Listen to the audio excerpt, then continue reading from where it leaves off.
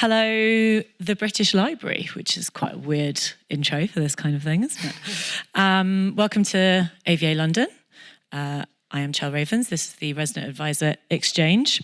We have with us today singer, songwriter, visionary pop artist with an Ivor Novello Award to prove it.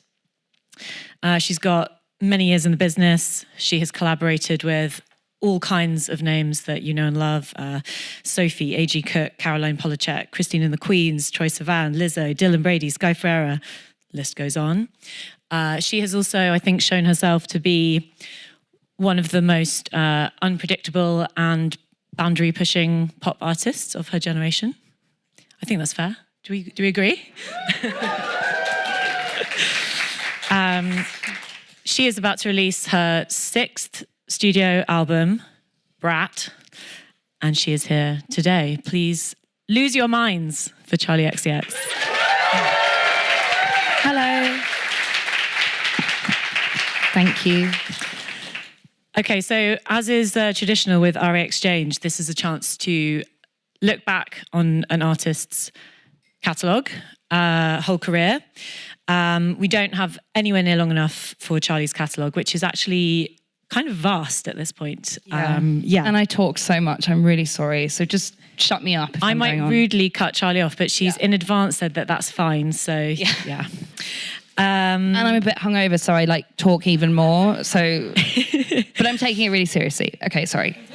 So before we go back in time, we should talk just a little bit about BRAT. The artwork is amazing. I'm sure you've seen it. We've heard some snippets of a single which is called Von Dutch. And you've just hosted a boiler room where Julia Fox made an appearance. So I'm getting the vibes of this. I'm kind of receiving the vibes. Particularly the Von Dutch vibe is taking me to a place that I haven't thought about for a little while. Mm-hmm. Why don't you just kind of give us the sort of elevator pitch for BRAT? Where are you artistically? Yeah, sure. I mean, it's a club record. I sort of started in the clubs, and it's kind of where my heart is, I suppose, and all of my, favorite collaborators are kind of adjacent to that space also. And so it felt very natural for me to be there and kind of really make the records that I want to dance to with the people I want to dance with. And yeah, I suppose it's lyrically a very different record for me. It's very kind of confrontational and aggressive, and the lyrics are sort of texts that I would send to my friends. I see it as being quite brutalist in ways. It's very minimal in that the production has a lot of space to breathe. Each element can be heard in the way that I feel like some people are how can electronic music be minimal? But then I think about SOPHIE and how she would use 5 incredible sounds and you'd hear nothing else, or Peaches, Fuck the Pain Away. It's that world. And it's kind of Project X, if that was an album, is how I would describe it. Woo, yeah. So mood board includes Peaches. That's interesting. I mean, I never really mood board music, actually. I treat the record as a world that I really build through persona. And that's always so much more interesting to me than the music. Yikes. But I find artists who are kind of fully rounded and presenting every single thing that they do as part of the world, whether it be the font, the tweets, the photography, the music, the show, that builds everything for me. So the world is kind of inspired by, kind of dancing at a rave, being really sweaty with your nipples showing through a tank top, more than it is by a music artist, if that makes sense. Okay, I can see where Julia Fox comes in as a kind of muse for this. Totally, yeah. What's she like? Oh, the coolest, the realist, the most down. She wanted to rave all night at Boiler Room. She was up there with, I don't even know who, the fans getting like covered in poppers. Like it was cool. She's very in it. And so Addison Rae was there also, and she's also very in it. You know, they both have great taste. They get the vibes. The girls get the vibes, you know? Okay, we're going to go backwards through time. Sure. So I was thinking about Von Dutch and sort of these vintage fashions that are back now. Feel like, I mean, you've actually lived through a retro cycle now. You know, isn't it crazy? Sometimes I hear like I Love It on Kisstory, and I'm like, oh my god. I'm not really listening to Kiss that much, but like it happens, and I'm like, oh yeah, that's cool. Your first mixtape, but like your really first mixtape when you were 14? 15? Heartbreaks and Earthquakes, that one? No. Oh my god, the album, 14, hell yeah. It's just that there's a track on there called Neon Fashion and Glow Sticks. Don't. That's such a... Oh, that makes me want to die. I didn't know we were going like there, like that far back. Well, it was new rave, you know? And I wanted to be in it like so bad, but I lived in Hertfordshire and I was like a loser, you know? And like London was like popping off, and I was on MySpace like looking at, you know, I feel like Newcombe Mall and all of those clubs, being like, oh my god, that's so cool, they've got like teapots around their neck, like I want to be like that, you know what I mean? And so I was like living the fantasy and on MySpace basically. But yeah, Neon Fashion Glow Sticks, oh hell, probably came from there. It's actually it's I think I did listen to it earlier. It's kind of like, it's like you're 14. I know, and I'm doing a real accent because I was obsessed with Lily Allen. So I'm doing, and you know, when you're younger, you just want to like emulate what you think is cool. It's nothing like deeper or darker than that. You're just young. Or I wasn't like as cool as like Billie Eilish was when she was 14. Like kids are cooler now. They're so cool. Like I was doing crazy, embarrassing things, and yeah, I think I was like trying to like emulate like lots of things that I love and collage everything together into my own world, but I wasn't quite getting it right at that point. But we could move on maybe to the next question. So just to say that in that period you were playing like warehouse raves when you were quite young. Yes.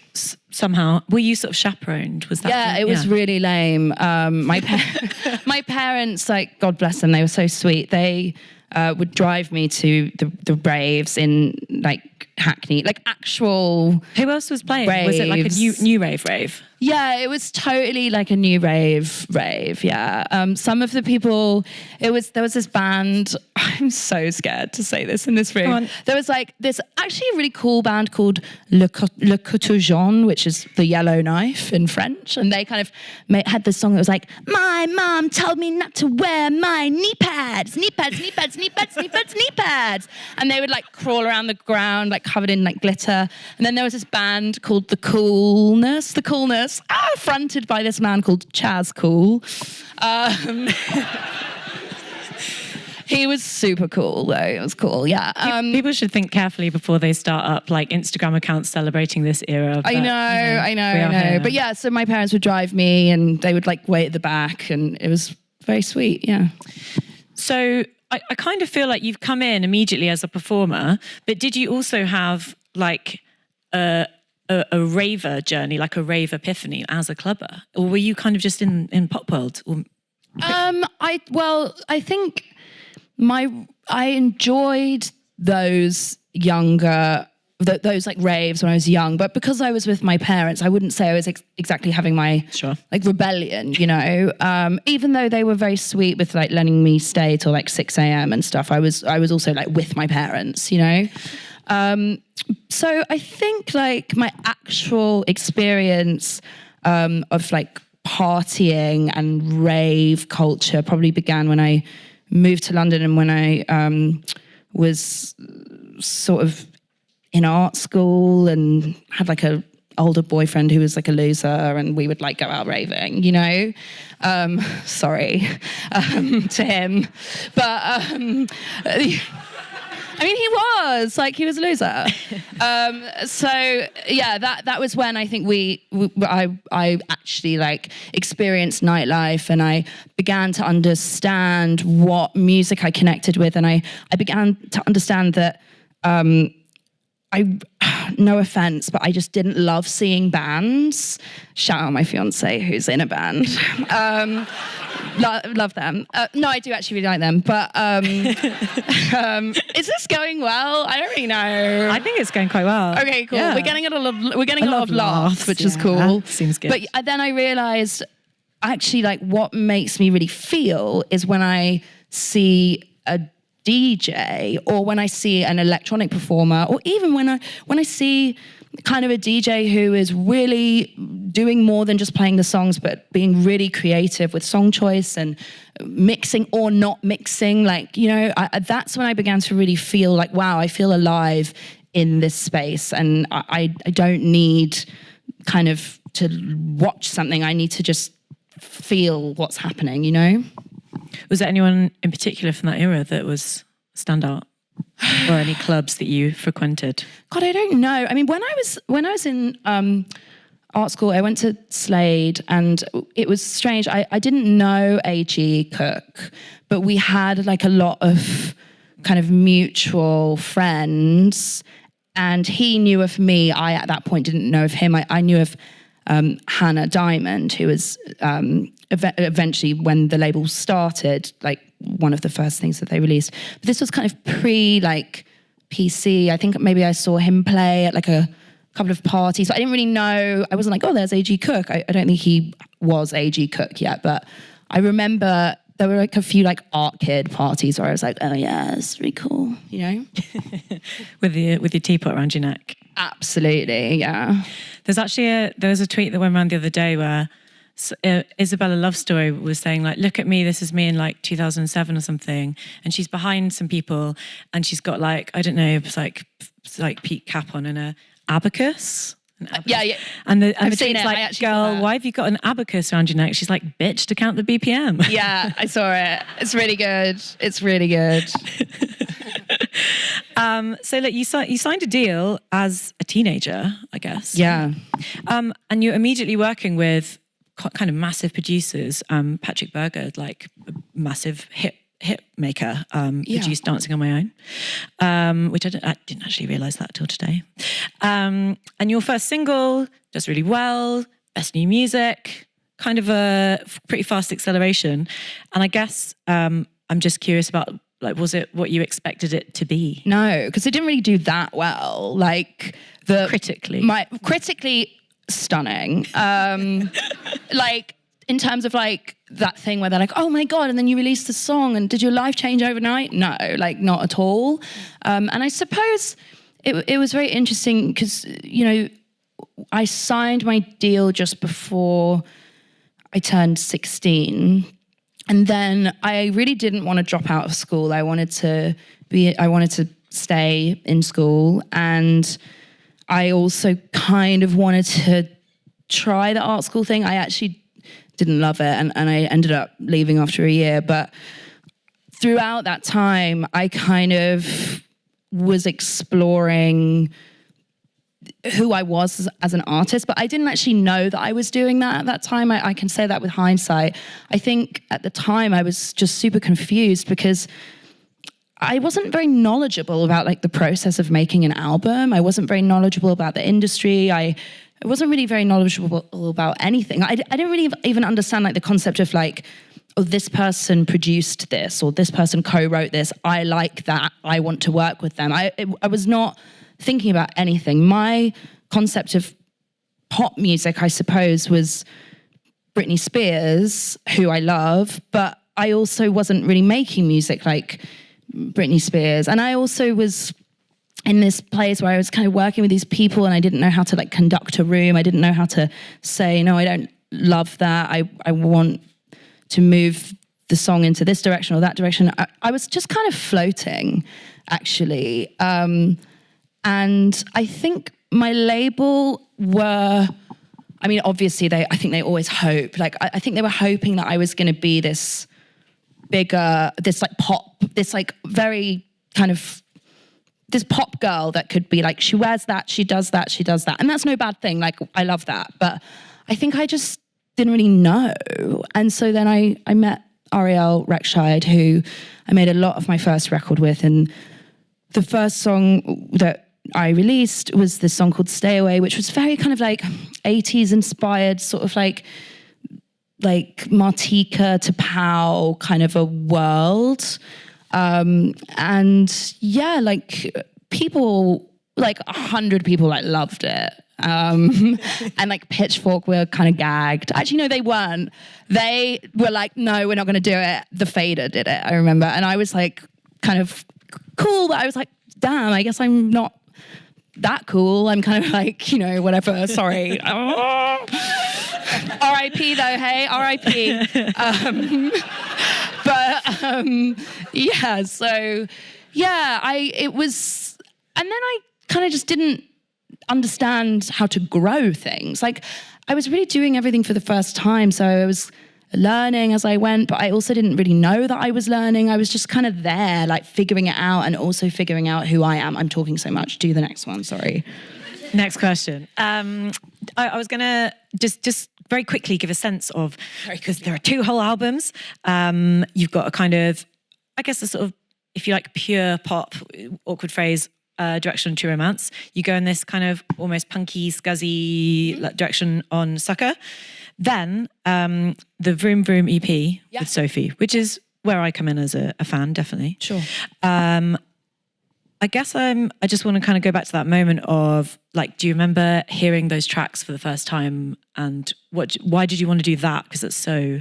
Oh, I remember it like perfectly. So I used to, every summer, me and my friend Noonie Bao, who is a Swedish songwriter who I met through Patrick Berger, we would go to Stockholm and we would do this like writing camp where we would kind of, the aim would be like, we're going to write all these songs, we're going to pitch them to publishers and artists, but actually all we did was just like drink wine and like write songs for me, and like I used half of them and half of them just, we never visited them again. And we'd done it a couple of times and we always had kind of the same people come, but then this year we were like, oh, maybe we'll have like a few new people. So we invited Young Good, who was in the Sad Boys kind of mix. And then I, on a whim, reached out to Sophie's publisher and was kind of like, I'm a fan, because a different loser boyfriend had put me onto Sophie on SoundCloud and was like, you have to hit. Actually, you know what? He wasn't a loser. He's actually cool. He was done you a favour there, so he was cool. So he put me onto Sophie, onto like this kind of early SoundCloud of, I think Bip or I think it was Bip or Lemonade. I can't remember which one. And I was like, wow, this reminds me of me being like 14 on MySpace, trying to digest this bratty Lily Allen vocal with this kind of like uffiness, with this Justice electronic thing, but also sounds completely different and fresh and new and nothing like that French like 2007 thing, you know? And so I reached out and Sophie responded via publisher and was like, yeah, I'd love to come. And that was it. And I was like, okay, so she's not coming then, because that felt vague. And then one night she just arrived, like at the kind of door. She like knocked. She had like a little suitcase with her mono machine in, a candle and a rose. Oh, so cute. Whoa. And then she like just set up in this room downstairs. And I pretty much stayed in that room for the entire week that we were there. And she didn't come with tracks. Sophie never really comes with tracks. Like she always is, it's just, you're just like building there in the moment with her. And she's like, she kind of makes tracks in the moment, but they evolve into different tracks. And then maybe she'll go back. Maybe she gets bored of things, you know. So you're kind of working in this like space where you're sort of making maybe 5 tracks at once, kind of. And we actually did that whole EP there. We like built the whole thing, and Vroom Vroom was actually the first thing we ever made together, which is kind of crazy. And it was just like magic, and it was happening. And a couple of people in the room were like, what is this? Like people knew it was something, but I think there was a lot of trying to like formulate it into a more palatable song, which both Sophie and I were very anti, and Sophie was really instrumental in encouraging me to just go with my gut, you know. So I'll always be grateful for that. But yeah, And the reaction to it was kind of mixed. People didn't exactly understand it. I would say Pitchfork 4.1. Not that I'm remembering, but then they re-reviewed, guys. Again, I totally don't care about Pitchfork, by the way, just so you know. I think though that, I mean, I would, obviously from my perspective, I would defend that critic for having the opinion, because the point is you've made something that's made them puke. And you know what? Actually, thank God for that critic. Because where are they now? Everything's it's so good. It's actually Laura Snopes, so she's the legend. Though, I think we need that level of journalism for there to be a optimum level of cool, you know. Otherwise, we're all just sort of playing in this average field. Anyway, different conversation. But panned, yeah. But not universally. Clearly, it also had a hardcore weirdo fan base that loved it. But it was small to begin with. Actually, I think now that song has grown and grown and grown, and now I think people really, think that song has always been loved, but it's sort of grown with the internet as different kind of memes have happened and different moments, new people find it. TikTok gave it a new life. It's very, it's growing and growing and reaching different people, but it started really small. So I'm happy that people connect to it. Right. So the next few years after that, so from what I can gather, thank God for the Charli fandom wiki. It's just got all the tracks on it. So there's this period of really intense creativity, but sort of thwarted releases. So you had a third studio album lined up.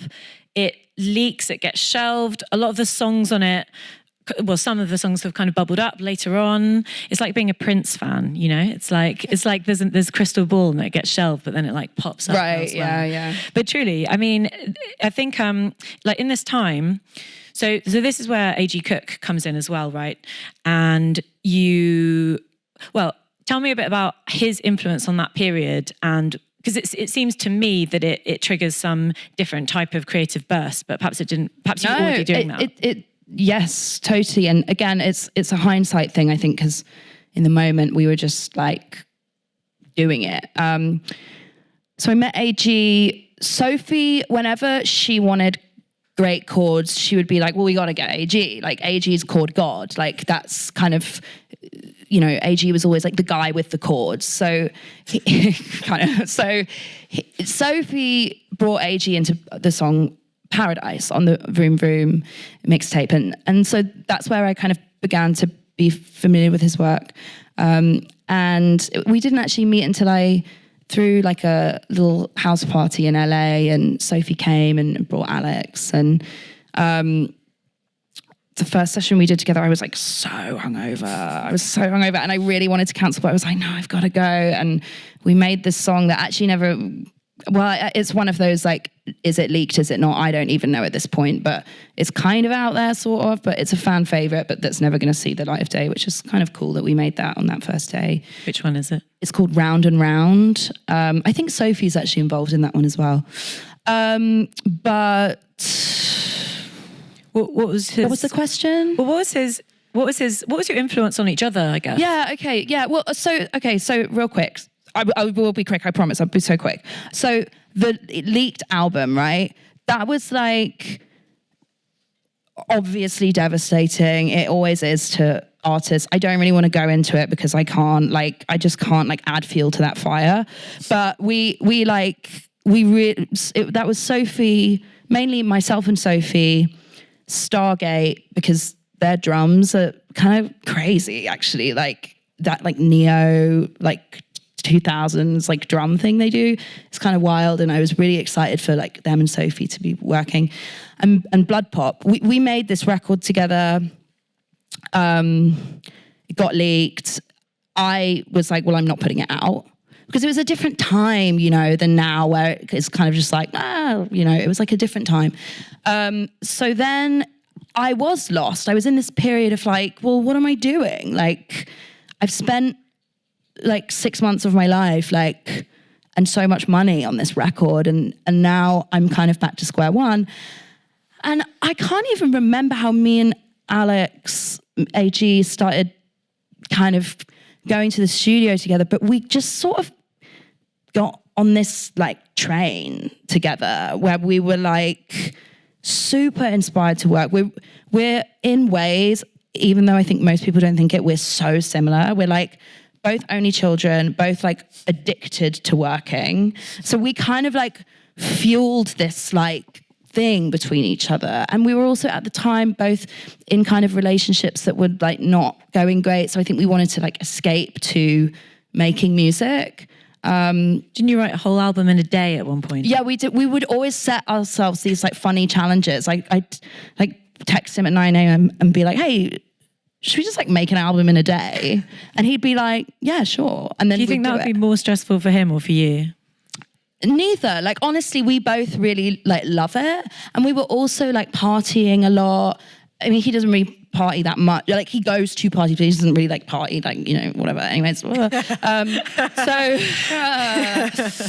sorry. So, you know, I was partying and he was at parties maybe. And we, you know, he was DJing a lot and we were just like in it with each other. And I think, you know, he would play like a track at a party and I'd like record it on my phone. I'd be like, what is this track that you played? Like, I want to write over it. And so, and that we would just kind of like out and we were like in each other's pockets. We would like go to New York for a week because I had a show and he was going to DJ and then we'd make tracks there. And then it was so fun. And actually, we were talking about this time with Addison Rae recently because she was kind of asking about specifically Pop 2 and like the energy and how we created that vibe. And we both didn't really know at the time. We were not consciously thinking about anything. We were just kind of like running into a wall and being like, let's make music all the time. Let's like live and breathe it. It's our life, like with our friends. We're at parties. We're like going to a party. Then we're going to go to the studio at 6 a.m. We're going to like make this track. He had a studio actually in like Seven Sisters that was also in a club for a while. So that was cool. You know, it felt very old school actually, like the kind of like old school way of like making a record with one person and being so locked in. And it was just like a whirlwind. And I think we kind of like rescued each other. I'm not quite sure from what, but from something. We were really like in it together. And yeah, now we just have this like offhand, we can just, it's so fluid between us, the way that we work, you know? There's no ego or pressure. It's amazing. Okay, cool. I just did speak a lot. I'm sorry.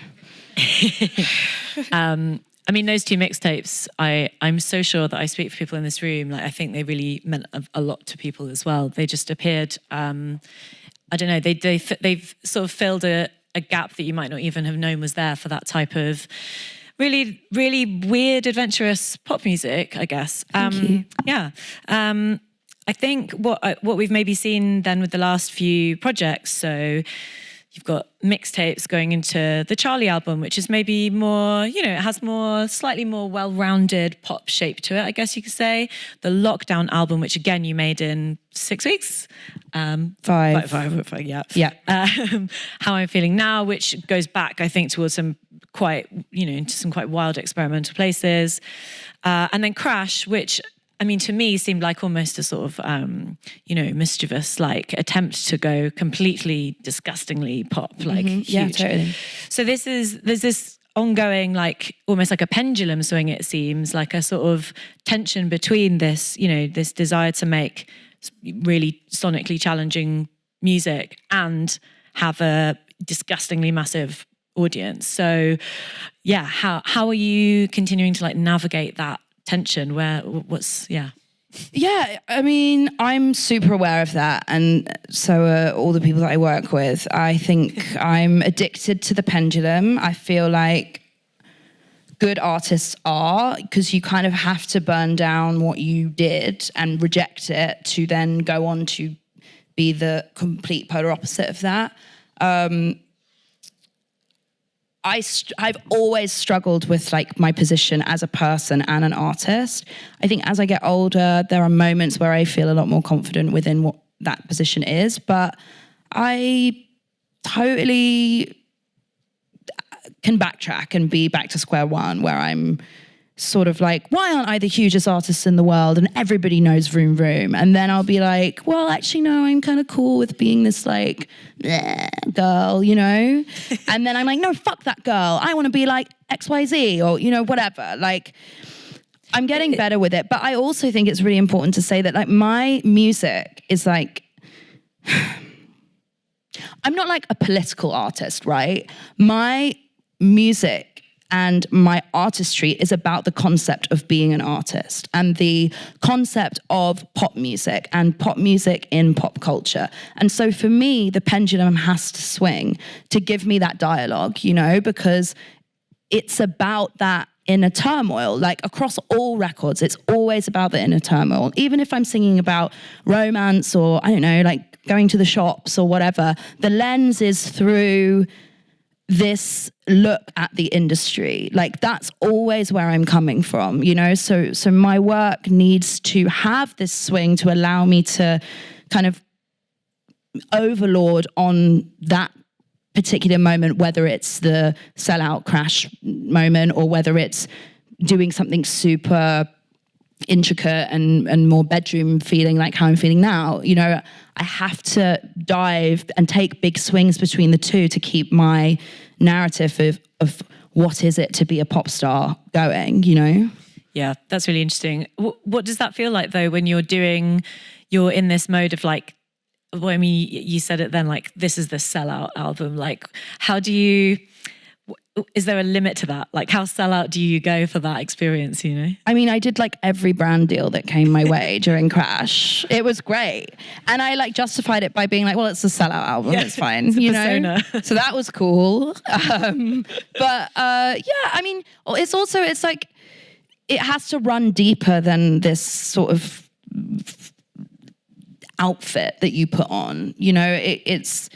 When I'm doing Crash, the sellout album, I'm fucking in it. I'm not like a toe in. I'm like that girl. I'm going there. I mean, because what is art without conviction? It's crap, you know? So I feel like you have to be convicted for it to be good. And that's kind of what I feel about anything. And that's why I think some artists are great and some artists aren't that good, to be honest. Is it the case that... Sorry. Like I feel like there. Yeah. Right? Yeah. And those artists are never. Well, is it the case that there aren't many artists in front of you, ahead of you, previously, something who you can look to and say, yes, that's the kind of career that I want? I mean, I've never really wanted anyone's career. I've been asked that question a lot. And I would love to take pieces from, you know, Robin's career, from Bjork's career, but it's not the same. Like I don't literally want exactly the things, you know? So, because my career isn't moldable like that. And I suppose that's why I do like really identify with Robin. Like her journey in ways is similar to mine and we really bond over that, you know. But yeah, I kind of forgot the question, but I think I said something. No, that clarifies. Okay. In your interview with The Face recently, great interview. Oh God, what did I say? No. It's totally fine. Okay. It's so fine. You mentioned that you have actually had a total dry phase creatively. So that shocked me. I was like, I thought that the whole thing, you know, the tap was just always on. No. So how rare is that? And what do you do to get out of it? You know, what are your do you have creative strategies that you would share with other people in that situation? I'm really sorry to say I don't have one creative strategy. I remember specifically that time, I think it was like I'd finished Crash and I think I'd mixed it and mastered it and it was kind of just sitting there. And then I had the kind of normal dry phase of like the kind of the rest and recuperation phase, the 3 months after you finish the record, where you're just like, okay, I'm gonna chill, and and then I began to notice like, oh, it's been 4 months, and now it's been 5 months, and I hadn't really got this like spark. I hadn't really got this like thing back yet. And the album Crash hadn't come out, so I was kind of in this sort of like limbo phase where I was like getting ready to go, And I mean, my managers are here, and they're my best friends who I've been with since we've known each other since we were 11.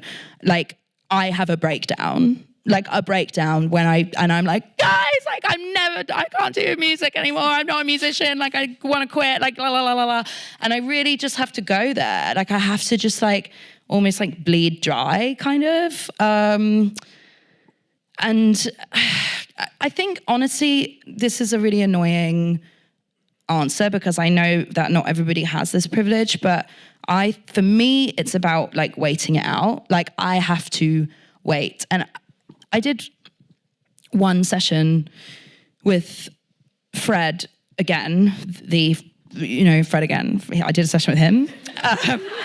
We know. You're familiar. Anyways, so he was like, oh, when I have a like dry creative phase, I work through it. Like, I have to like work. And he was even talking about in the studio, if he, can't come up with an idea, and then he tries another idea, and then he still can't come up with an idea, he pushes through until he gets an idea. And that was like amazing to me, because I cannot do that. I'm like, if I don't have an idea, I'm gone. Like, I'm leaving, I'm going home. Like, I can't, I think it's so different for different people. Like, I cannot push myself because I get frustrated. And when I'm frustrated, I'm not going to do anything good. I'm going to like just be so like, So I have to wait. I have to breathe and wait. Was there then some sort of moment or spark where BRAT started to form in your mind? Yeah, I think there was. I think AG and I started doing like a couple of sessions, just sort of for fun, playing around with things. And, I was sort of talking about, just like club I was like, club vibes. Like, that it feels right. Like, the pendulum of Crash had swung. I was like, fuck this pop shit. Like, I was like, don't want to do this. Like, because, I'd gone so deep on Crash. I'd been like, I want pitch records. I want an A&R. I'd never like had an A&R. I was like, give me an A&R. Like, they do that. Let's get one. And I was like, get me pitch records. And, it was really cool. And it was fun to like play that character of this. I mean, to be honest, I don't really even actually think that this character totally exists. I kind of think this character does exist. I just think people like to like hide it now because authenticity is such a like tool. But I don't really think people actually are like fully doing that anymore. This like, give me songs. They have to like be in the studio at least, and they'll be like, yeah, I like this song, and I'm gonna like write the bridge or whatever. But like, I was just like, I don't even want to be there. Get me songs. And so then afterwards, I don't know why I'm doing this weird voice. I don't do that.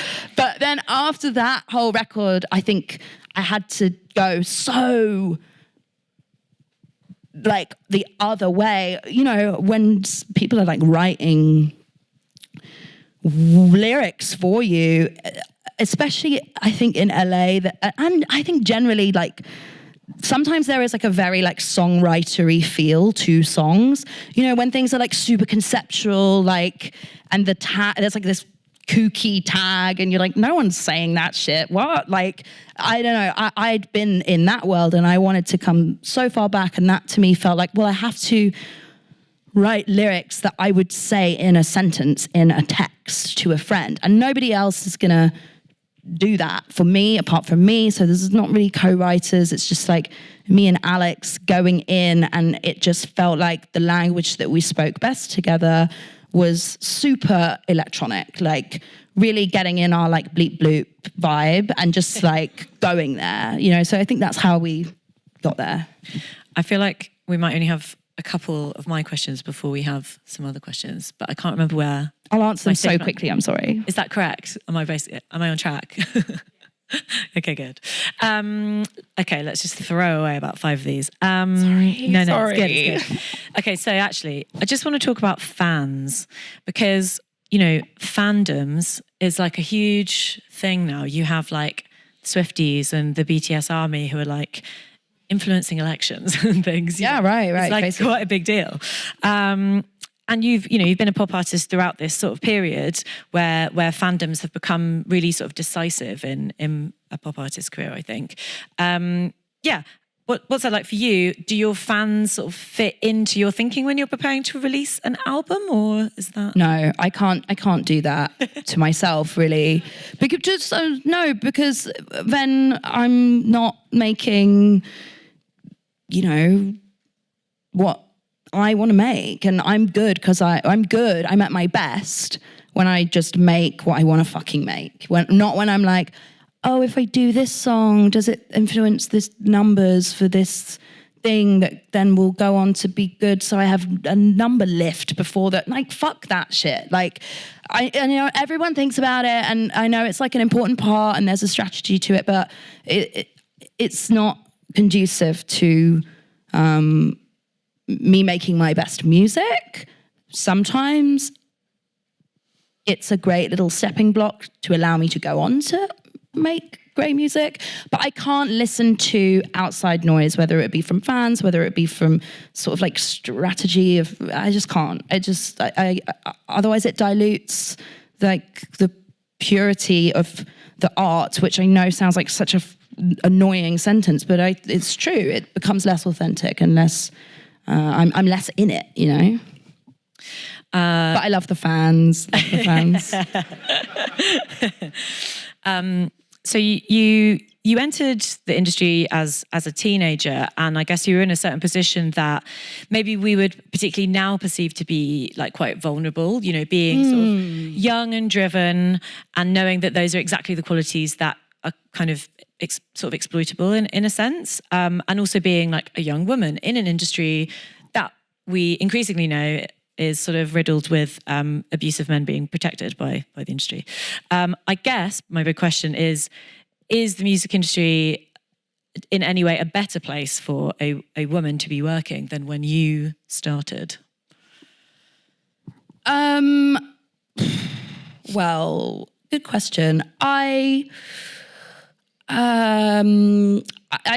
don't know is the answer, because I think some areas are better and some areas are worse. And I also think, like, I don't like to sort of talk about it in terms of women, although I understand the importance of that. It's just, I just don't think of it like that. I think of it as, well, I've been in a really, really lucky situation where I will say the majority of the men that I have come across have been really respectful, brilliant and lovely to work with. Sometimes a little annoying, but that's fine, Like I know that is not the case for every woman, and that is honestly a fucking tragedy. But I can't speak from that because I haven't I haven't experienced that. I've had, really patronizing like men in the studio before, and patronizing, annoying people who are male at the label. I'm sorry, I said it. I don't know if you're here. I'm sorry, but but that level of like ego and like, oh, she doesn't really know. I can deal with that. That doesn't like keep me up at night, because I know the game. I know the fucking game. Like, and I know how to play the game. I know how to be like, yeah, no, you're so right. Oh my God, great idea. I love that idea. It's so good. Didn't you love his idea? Oh my God, it's so good. And then I'm like, Twiggy, we're not doing that idea. It's fucking shit. Do you know what I mean? Like, I know the game. Shout out Twiggy. Yeah, hi. But it's like, I know the game, and so that I can handle that. And so for me, I'm like, how's the industry changing for artists? Because that's my experience of it. Like when I signed my deal when I was 15, I signed a 5-album deal that wasn't very sexy, to be honest, but it was also the time, you know, like that was the fucking deal that was on the table. And I didn't feel taken advantage of. I didn't feel like I had my arm twisted or manipulated. I didn't feel that someone was saying like, oh, this girl and her parents don't know what the fuck's up. We're gonna fuck them. Like, that was just a record deal in whatever year it was I signed. Like, that was just it. And I think now there is so much more information and willingness to talk about deal structure and artist rights and royalties and all of these things that I didn't know a single thing about, nor fucking cared to know about when I was 15, to be honest. I was just like, I signed a record deal, like sick, you know? I wasn't thinking about like, I'm making no money from it, sick. Like, I was just, you know, whatever. But like, I think now it's really cool and great that there are these constant dialogues around that. So I think in ways that element has changed. But I know that's not specifically about women, so sorry I didn't go there.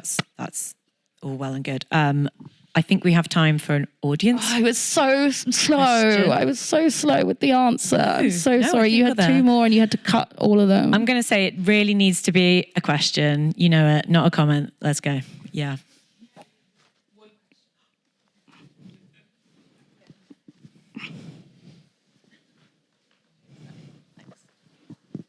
Hi, you're really cool. Thanks. Yeah, Thank you. I'm getting to it. Anyway, right. Favorite feature on BRAT? There are no features. There's no features. Not one.